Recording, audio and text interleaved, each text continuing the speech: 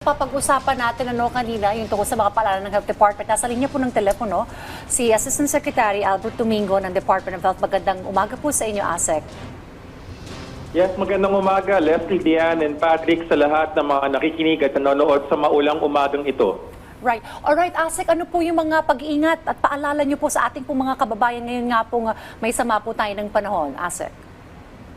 Opo, kasalukuyang malakas ang ulan natin at ang pinaka ating inaalala, ang ating dapat tandaan. Una sa lahat, kapag meron pong mga instructions, mga paalalang ating mga local government unit, ang mga mayor, ang mga kapitan, ang mga gobernador, makinig po tayo. Bakit po? Pag sinabi po kasing kailangan mag-evacuate, huwag na ho magdalawang isip dahil lalo na po dun sa mga malapit sa mga dam or malapit sa mga katawan ng tubig, baka ho may parating na malakas na baha, mataas na baha.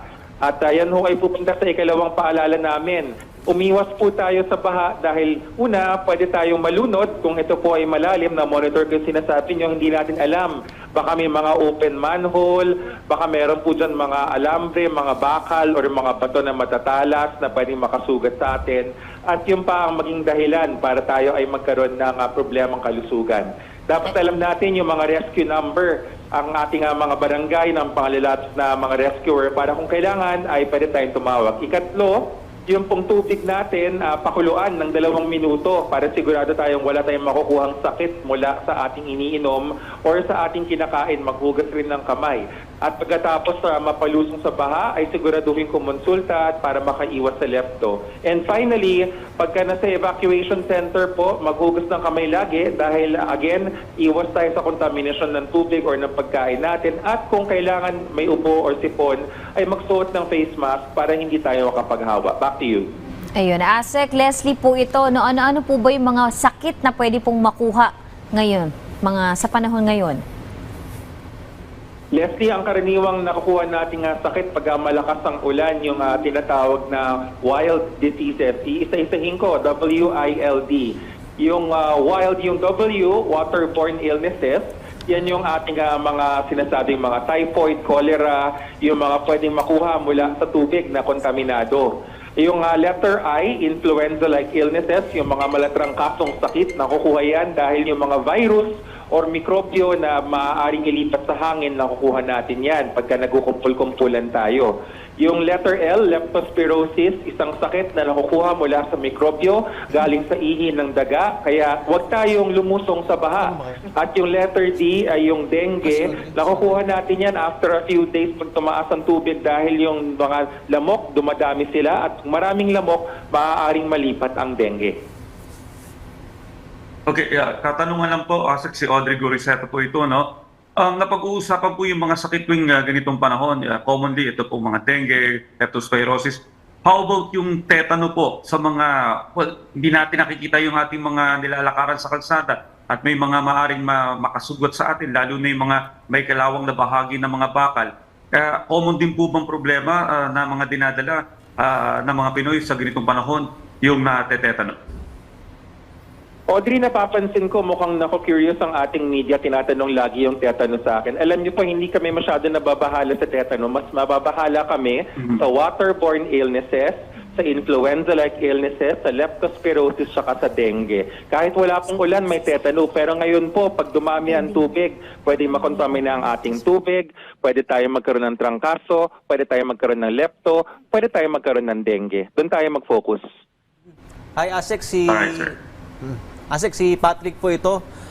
Kamusta po yung coordination niyo po sa mga evacuation centers nga po para po natitiyak po natin na yung mga evacuees po natin, yung mga bakwit ay kahit paano ay nasa ligtas at maayos po yung kanilang kalusugan ngayon? Yes, Patrick, tuloy-tuloy yung code white ng DOH. Nagtaas po kami ng code white sa lahat ng mga DOH offices simula pa lang nung kay Crising. Pero ngayong alam natin na hindi pa rin humuhupa yung ulan dahil kay habagat, tas ang balita pa mula sa ating mga kasamahan sa Pag-asa ay may maaaring tumasok pang letter D na bagyo, no?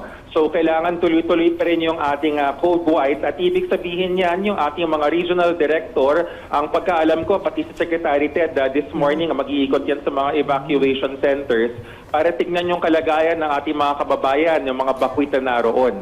At ang pinaka iniiwasan natin mga sakit doon ay yung ating contamination ng tubig, kaya meron tayo mga chlorine tablets at ang ating mga kasamaan sa DSWD ay meron yung mga water filtration systems. Tapos yun pong ating influenza-like illnesses, malatrangkasong sakit, iniiwasan din natin sa paghugas ng kamay at kung kailangan magsuot ng face mask kung may sintomas.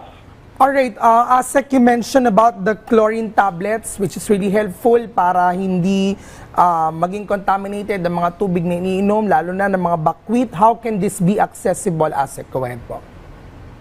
Yes, sa ating mga health centers, evacuation centers rather, namimigay po ng chlorine tablets ang ating mga local government units. So mula sa DOH, binibigay po yan sa LGU at sila po ay nagbibigay sa pamilya. Pero alam niyo po, wag po kayong mag-alala, kahit wala mang chlorine tablets, ang pagpakulo ng tubig, basta ho 2 minuto. Kapag sinindihan niyo yung apoy, antayin niyo pong bumula at pag kumukulo na, simulan ng pag-oras ng 2 minuto at saka lang patayin ng apoy, palamigin at yun ang pwede nang inumin. Yan po ang pwede natin gawin para makaiwas dun sa mga mikrobyo sa tubig. Alright, paalala na lang po sa ating mga kababayan, lalo na po sa mga nasa evacuation centers, Asek. Yes, so paalala natin, no, pipilitan ko yung 4 na sinabi natin kanina.